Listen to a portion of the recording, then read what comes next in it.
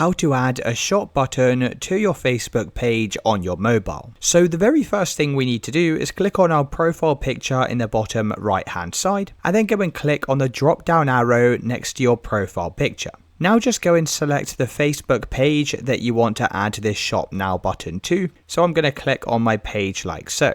Now, once you've selected your page, you need to click on the menu again in the bottom right hand side, and then go and select the name of your page. Now that should take you over to your profile page, and from here we can click on these three horizontal dots. You can then select Edit Action button, click on Edit Buttons, and then scroll down to where it says View Shop. Now make sure this option is turned on and enabled, and then you can go and set up how you want to customize this shop button. So you can either have this so when people click on it, it takes them to your products directly on Facebook. To do this, you will need to set up a Facebook shop. You can also link it to another website. So you can have it so that when someone clicks this shop now button, it takes them directly over to your e-commerce website. All you need to do is go and type in the web address of your e-commerce shop. Once you've finished, just go and press save at the bottom of this page, and just like that we have now added a shop now button to our page on Facebook. Let me know in the comments if you found this video helpful.